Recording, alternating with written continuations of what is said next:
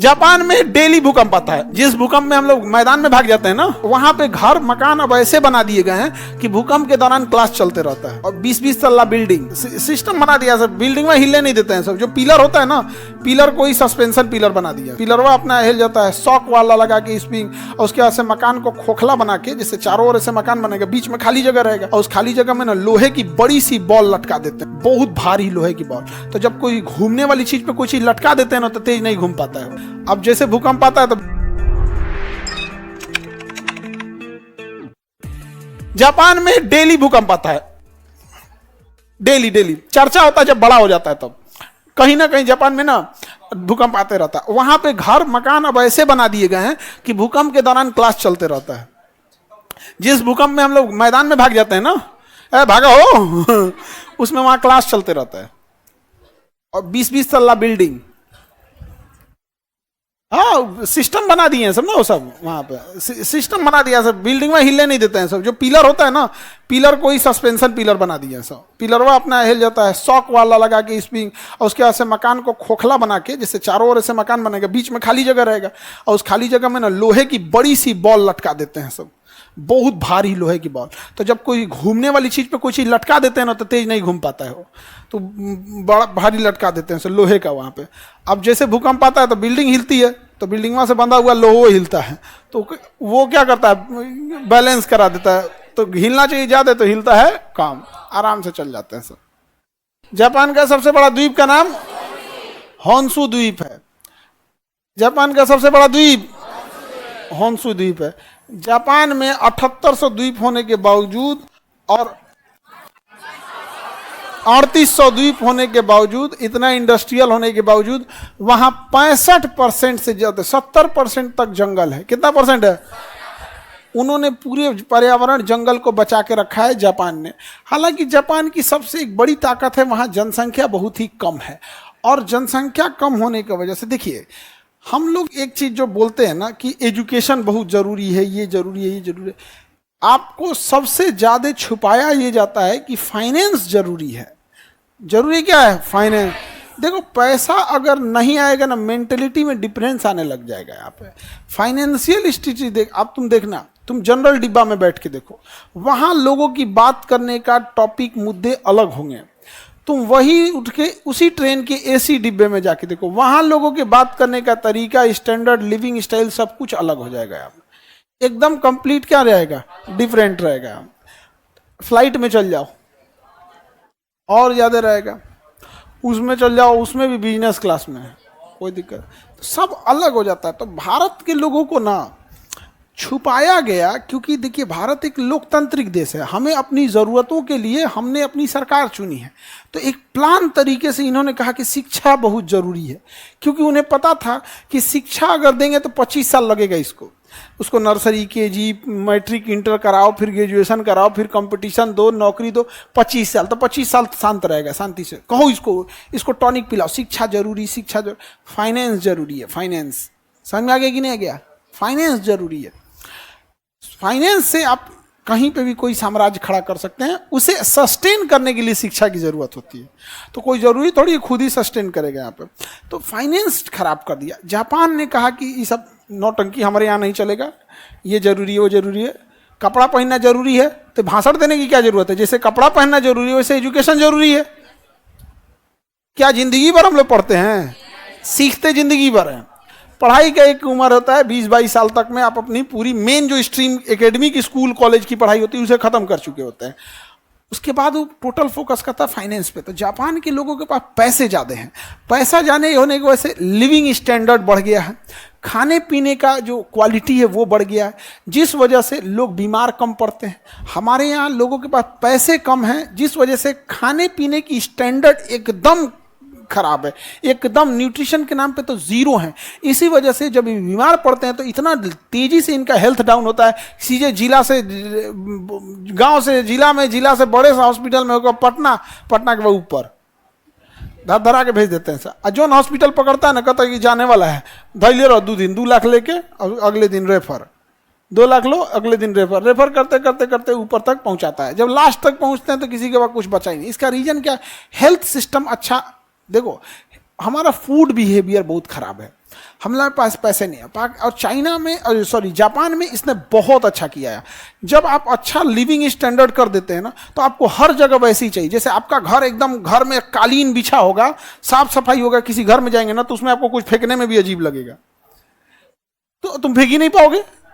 लेकिन क्या है कि हम लोग का स्टैंडर्ड भी वैसे ही है। जैसे घर, गरीबी की वजह से घर कैसे होते हैं, पूरे घर में कहीं फेंक दो, डस्टबिन की जरूरत नहीं है। बढ़िया घर रहता है तब ना डस्टबिन रखा जाता है कि हाँ यहीं फेंक सकते हो, यहाँ नहीं। गरीबी में इतना कमर तोड़ देता है, तुम कहीं फेंक दो। तो धीरे धीरे मेजॉरिटी लोगों को, हम लोगों ने अपने देश में 5 किलो राशन के लिए लाइन लगा दी है। उनको हमको समझाना पड़ता है स्वच्छ भारत, स्वच्छ भारत। रीजन क्या है कि गरीबी और कुपोषण में वो जन्म लिया है, उसको जैसे तैसे घर में रहा है बेचारा, गांव में जिंदगी बिताया, पैसे के अभाव में ऐसे विद्यालय में गया है, ना बाथरूम सही है, ना क्लासरूम सही है, ना को, तो उसके दिमाग में मेंटेलिटी भर गया है, तो समाज ऐसे ही रहता है। जापान ने ऐसा नहीं किया। स्टैंडर्ड ऑफ लाइफ इतना जबरदस्त है, सब लोग उसी टाइप के हैं। तो कोई कचरा होता है तो जेब में रख लेते हैं, डस्टबिन खोजते हैं हर जगह। वहां साफ सफाई के लिए झमेला नहीं करना पड़ता। और हम लोगों ने बेवकूफ बनाया, लोगों क्या गया, बेवकूफ बनाया। सबसे जरूरी क्या है, फाइनेंस। एक अनपढ़ से अनपढ़ इंसान, गांव का एकदम कुछ नहीं पढ़ा है, भैंस चरा रहा है, आप उसको 10 लाख रुपया दो, 100 गो भैंस लाएगा।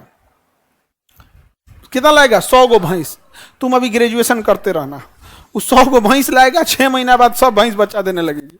ऐसा उसका दूध प्रोडक्शन चालू हो गया, तुम्हारा ग्रेजुएशन फर्स्ट ईयर है, उसका निकल गया प्रोडक्शन। अब उसको जो 100 भैंस है वो अगले साल 200 हो जाएगी। दूध का प्रोडक्शन बढ़ गया, तुम अभी ग्रेजुएशन सेकेंड ईयर में, बीए लेके करते रहो वहां पे। वो धीरे धीरे प्रोडक्शन करते करते चल गया, अपना कर्जा चुका देगा, अपना घर बना देगा, तुम ग्रेजुएशन थर्ड ईयर में। अब मगध यूनिवर्सिटी हो ना तो मरो ससुरे, तो नहीं तो मरो वहां पे, मर जा तुम वहां पे। हमको इस बात से बहुत एलर्जी है कि आपने ग्रेजुएशन करा के एक बच्चों से जिंदगी का सबसे बहुमूल्य चीज छीन लिया, और ग्रेजुएशन का सर्टिफिकेट पे तुम कुछ नहीं कर पाओगे। तुम उस सर्टिफिकेटवा के दम पे कुछ करके दिखा दो। तुम अभी भी बस तुम्हें एक बैठने की एलिजिबिलिटी दे देगा कि तुम इस एग्जाम में बैठ सकते हो, तुम्हें कुछ देने वाला नहीं है। तुम ग्रेजुएशन का सर्टिफिकेट लेना बीए का, अब भर नोएडा, गाजियाबाद, दिल्ली, गुड़गांव घूमते रहना, हमको जॉब चाहिए, निकल यार। बीए के बाद इंटर का बीए, क्या मतलब बन रहा है। जापान ने इन सारी चीजों को समझा है। यहाँ पर सबसे जरूरी चीज अपने दिमाग में बैठा के रख देना, पूंजी होती है। क्या होती है, पूंजी। पूंजी सबसे जरूरी। अगर आपके पास पूंजी है सब कुछ कर सकते हो। अंगूठा छाप इंसान जो दूध दूहता था, उसके पास पूंजी आया, खटाक से स्टेटस बदल गया। अब वो नो कच्चे घर से पक्के मकान में जाएगा, मकान में जाएगा, ठीक ठाक रखेगा वहां पे, फिर पहनावा ओढ़ावा, खान पान, बात करने का तरीका, मेहमानों को ट्रीट करने का तरीका। जो पहले खटिया बैठा के लोटा में पानी देता था, सोफा टेबल पे बैठा के नाश्ता देगा, बंद बोतल का बिस्लरी थमाएगा। उसको स्टैंडर्ड बदल गया कि नहीं। और उसको लोग कहेंगे कि गांव के लोगों के पास उतना रेस्पेक्ट नहीं है, ये नहीं बाबू, पैसे ने कमर तोड़ दिया हिंदुस्तान का। और अमीरों के लिए चीजें अलग हो गई, या गरीबों के लिए अलग हो गया। फिर थोड़ी थोड़ी चीजों के लिए गरीबों में किच होता है। तुम इधर पानी मत बहाओ, तुम ये मत करो, वो मत करो। बड़े लोगों के घर कोई दिक्कत नहीं है। समझ में आ रहा है कि नहीं। जापान ने अपने इस सिस्टम को, लोगों को वहां पे एकदम ट्रीट किया बेहतर ढंग से। और हम लोग को सबसे खराब तो बर्बाद किया सब झारखंड और बिहार वालों को, सबसे खराब किया यहां पर। इन लोग को अभियो नहीं बुझाता, अभियो बिहार वाला फैक्ट्री खोजता है सब। नॉर्वे दुनिया का सबसे खुशहाल देश, देखो Norway, Sweden, Finland, Iceland, Denmark, दुनिया के 5 सबसे खुशहाल देश जहां गरीबी का नामो निशान नहीं है, एक भी गरीबी नहीं है। तुम अगर 1 महीने बेरोजगार हो जाते हो तो तुम्हें 2.5 लाख रुपया महीना सरकार देती है, क्योंकि वहां सैलरी है 5 लाख देते हैं सब। समझ में आ गया, कौन लेगा 2.5 लाख रुपए आराम से। और उन्होंने कहा कि इतना ही नहीं, इतने खुशहाल हैं कि उन्होंने कहा कि हफ्ते में 1 दिन छुट्टी होती है, संडे नहीं 2 दिन दिया जाए, मंडे टू फ्राइडे। तो ये स्कैंडिनेवियाई देश में हफ्ते में 2 दिन। अभी वो लोग कह रहे हैं कि नहीं, हफ्ते में हम 3 दिन छुट्टी देंगे, 4 दिन काम कराएंगे। कौन सी फैक्ट्री लगी है वहां पे, नहीं लगी है। तो बेवकूफ बनाते हैं सब तुम लोग को, और हम सब बेवकूफ बन रहे होते हैं। ऐसा कोई जरूरत नहीं है। यहाँ पे प्राइम फोकस ऑफ एजुकेशन होना चाहिए कि हम अपना कैपिटल कैसे ले आ सकते हैं। अगर कैपिटल आ गया तो आपके अंदर 10 लोगों को रोजगार देने लोगों में, समझ में आ गया कि नहीं आ गया, उसके आराम से हो जाएगा। जापान ने यही सब किया, आज हम लोग को बुलेट ट्रेन दे रहा है। 1960 में इसने बुलेट ट्रेन चलाया था। रीजन क्यों चलाया था, क्योंकि लोगों के पास इतना पैसा आ गया था, एजुकेशन को इतना बढ़ावा दिया था, इतना पैसा आ गया था कि लोगों को 6 घंटा 7 घंटा ट्रेन में बैठना बोरियत महसूस लगी थी। उन्होंने गवर्नमेंट से पूछने लगे थे कि ये क्या तरीके बना रखा, हम 6 घंटा 10 घंटा ट्रेन में बैठेंगे। तो वहां मजबूरी बन गई कि क्या होगा, कि बुलेट ट्रेन लाया और हम लोग वंदे भारत पे खुश हैं। वंदे भारत पे खुश है, कोई स्पेशल ट्रेन नहीं है वंदे भारत। इस गलत फहमी से निकाल दो, उसे स्पेशल ट्रीट किया जाता है। एक वंदे भारत 20 ट्रेन को डिस्टर्ब करती है। कौन सी स्पीड भाग रही है? एवरेज स्पीड 120 है। वंदे भारत की एवरेज स्पीड 120 है। मार वंदे भारत, ये वो रीजन हम लोग का जो लिविंग स्टैंडर्ड है वहीं ले आके सीमित कर दिया। भाषण देता है कि शिक्षा का उद्देश्य संस्कार विकसित करना है। माँ बाप संस्कार सिखा के भेजे हैं। कौन तुम लोग का किताब में सिलेबस है संस्कार का? तो नहीं बताओ तो। अगर संस्कार माँ बाप नहीं सिखा के भेजते तो 500,000 क्लासरूम को संभालने वाला एक अकेला शिक्षक नहीं संभाल सकता था। ये किसके बदौलत? संस्कार का। भाषण देता है सब यहाँ पे। जापान को टेक्नोलॉजी अपनाई है। वहां पे पैसा अगर नहीं, कैपिटल नहीं आ सका तो हम आग लगा देंगे डिग्री और डिग्री देने वाले दोनों में। बिना मतलब का नौटंकी करके रखा है। 3 साल का ग्रेजुएशन और 4 साल कर दिया सब। नहीं तो एक और बानर मार दिल बीची। एक तो 3 साल में कुछ नहीं हो रहा था, 4 साल कर दिया उसको। आओ पे से ना सेमेस्टर कर दिया। इस सेमेस्टर से सबसे ज्यादा फायदा जानते हो किसको होगा? जो कॉलेज नकल कराते हैं उनको। पहले वो नकल कराने का 4,000 रुपया सुविधा शुल्क साल में एक बार लेते थे, अब सेमेस्टर वाइज हो गया। अब साल में कितनी बार लेंगे? 2 बार। यानी पूरे ग्रेजुएशन में पहले जहां 3 बार लेते थे, अब 4 साल का ग्रेजुएशन सेमेस्टर वाइज होने के बाद 8 बार। अगर सुविधा शुल्क 2,000 भी लेता है एक एग्जाम में पास कराने का, तो पूरे ग्रेजुएशन में 8 दूनी 16, 8 सेमेस्टर है। 16,000 रुपया तुम केवल सुविधा शुल्क के नाम पे दे दोगे, क्योंकि तुम्हें नकल करके पास होना है। और इसमें तुम्हारी कोई गलती नहीं है, क्योंकि तुम्हें पता है, तुम समझदार हो, ग्रेजुएशन करने से कुछ नहीं होता है। अपना समय तो बचाए। तुम समझदार हो। कौन जाएगा मरने के लिए कॉलेज में? अब कोई मतलब का नहीं। और यहां ये सबने एकदम बेहतरीन काम किया। इनका एजुकेशन सिस्टम अलग है। इनके एजुकेशन में, इनके स्कूल में मिड डे मील का खाना 5 स्टार होटल का होता है। जापान में मिड डे मील का खाना कैसा होता है? 5 स्टार होटल है। हम लोग का सोचा छिपकली गिरल थी, खिचड़ी। तो जापान का बात अलग है, यहाँ पे डेवलप है। और जब ऐसा होने लगता है ना बाबू, देखो समाज में जब आपके पास कैपिटल आ जाएगा, पैसे आ जाएंगे ना, तो फिर आप दूसरे को रोजगार देने लगेंगे। फिर आप खुद से ना राशन छोड़ दीजिएगा, सब्सिडी वाला एलपीजी छोड़ दीजिएगा। जब खुद से आपके घर में 2-4 आदमी आ जाएंगे, गाड़ी घोड़ा आ जाएगा, तो आपको खराब लगने लगेगा है। तो लिविंग स्टैंडर्ड केवल के एजुकेशन की वजह से नहीं, कैपिटल। तुम्हें कोई कितनो बेवकूफ बनाए, याद रखना, भाषण दे तो हमारा बात याद रखना। हमसे कई बार हमसे कोई मंच पे बोलता है तो हम मंच पे बोल देते हैं। एगो तो नया सगुफा सीखा है, शिक्षा मंत्री बन जाएंगे तो कौन सी कर लेंगे? कौन सी कर लिया शिक्षा मंत्री हम लोग का? शिक्षा मंत्री क्या कर लेंगे? एजुकेशन जब भी चेंज करेगा तो टीचर करेगा सब, जो स्कूल में पढ़ा रहा है सब। और जो बच्चे करेंगे उसके सिवा कोई नहीं करेगा। शिक्षा मंत्री बैठ के करेंगे। पते नहीं है शिक्षा मंत्री को, एसी से बाहर निकले तब पता चलता है सरकारी स्कूल टपक रहा है पानी। चेंज कर पाएगा जी? नहीं चेंज कर पाएगा। यहाँ पे शिक्षा मंत्री हमरा से कहता बना दिया, हमें नहीं बनना है भाई।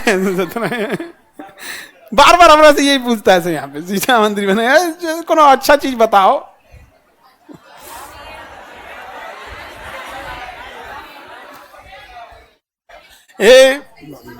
हमको ये सब देखो, हम एक चीज जानते हो, हम ना वो एक होता है ना, इंसान बहुत अच्छा बोलता है कि किसी को खराब ना लगे। हम कहते हैं कि खराब लगे, कि लगना चाहिए तो लगना चाहिए, यहाँ पे खराब लगना चाहिए। हमारा बस एक ही चीज है, पढ़ाई होल्ड करने की क्षमता है। जैसे गाड़ी में क्या होता है, ब्रेक, चढ़ान पे जाए, इंजन पावरफुल रहे ना तो कितना चढ़ान रहेगा रोक ले। तो एजुकेशन क्या करता है ना, आपको आपके पास अगर जो साम्राज्य है उसे बचा के रखने में क्षमता देता है। सोचो तू नहीं, पहले साम्राज्यवा तो दे, बचाएंगे कौन चीजें? हमरा राइफल दे दिया कि निगरानी करो, घर है झोपड़ी, कौन चोरी करेगा यार? कौन करेगा? शिक्षा लो, ग्रेजुएट बनो, तुम होल्ड करके रखो। कौन ची भैया होल्ड करके कौन ची रखेंगे? चोर जाएगा तो बेचारा पर्स में से 200-400 छोड़ के जाएगा। बहुत गरीब था यार। छोड़ के चला जाएगा यहाँ पे, क्या मतलब बनता है। लेकिन अगर बढ़िया साम्राज्य रहेगा, किसी को रख लेंगे तुम सुरक्षा देखो। कौन सा धीरूभाई अंबानी एमबीए किए हैं, कौन सा ऑफिस टाटा संभालते थे और अंबानी संभालते थे, कोई नहीं संभालते। वर्क है, ऐसा थोड़ी है कि हमको अकेले सब कुछ संभालना। उसके लिए अकाउंटेंट है, उसके लिए सीए है, ऑडिटर है, केवल फाइनेंस देखने के लिए होते हैं सब। मेकर है, चेकर है, अकाउंटेंट है, सीए है, ऑडिटर है, 5 गो तो यही हो गए सब। मेकर मैंने एगो पेमेंट करेगा, मेकर एगो चेक करेगा ठीक है कि नहीं है, तो maker, checker, CA, accountant, CA, audit, 5 गो तो यही हो गया सब। और जिसकी कंपनी उसको कुछ नहीं बुझाता है, ये क्या मेकर, चेकर, ऑडिट कोई नहीं होगा, कुछ ही बुझा रहा है यहाँ पे। लेकिन ये इस सब मामले में सबसे रियलिस्टिक अप्रोच है। आज दुनिया में सबसे ज्यादा लोग कहां के जिंदा रहते हैं, 110 साल एवरेज एज हो गया जापान का। सबसे ज्यादा बूढ़े कहां मिलेंगे, जब मरिए नहीं रहा है सब। क्यों? खान पान इतना बढ़िया खाया है, इस सरकारी स्कूल में 5 स्टार होटल का खाना गया है, इतना छोटा से। और हमारे यहाँ रिकेट्स हो गया है छोटे बच्चों को, समझ में आ गया कि नहीं आएगा, कुपोषण हो गए सब। क्या जाएगा उस 70 साल में, 40 हेलते तो शुगर पकड़ के बैठ जा रहा है वो, 40 होते शुगर पकड़ के बैठ जा रहा है, क्या बैठेंगे ये लोग। सर इतना सही सही नहीं बोलना था आपको, हमको तो हम तो हमारा बस चले तो मोटका हरिहर का बांस लेकर मारत फिरे, सोचा तूने कुछ भी कर 25 साल हेला तो 25,000 कमाए वो। बस हम नहीं कर रहे हैं अंबानी बनेगा, वो हेला तो उसको कमाना चाहिए, चाहे गांव में बैठा है चाहे शहर में, तो कमा लेता है, गांव में नहीं कमा पाता। और लड़की लोग तुम लोग को तो नाच दिया सब, तुम लोग को तो सबसे पहले पैसा से साइड किया सब, तुम लोग को कहा शिक्षा ये सब, पैसा हमारे पास भी रहना चाहिए। आप जापान में ये सब नहीं है। सबसे ज्यादा लोग कितने उम्र तक सबसे ज्यादा बुजुर्ग लोग कहां मिलेंगे? ऐसा नहीं है, पहला परमाणु बम किसने झेला, दूसरा किसने झेला, सर्वाधिक भूकंप किसने झेला है, सर्वाधिक सुनामी जापान, खुद का परमाणु विस्फोट हो गया जापान, उसका अपना फुकुशिमा 2011 में ब्लास्ट हो गया जापान। इतना भयानक हुआ वहां पे जापान।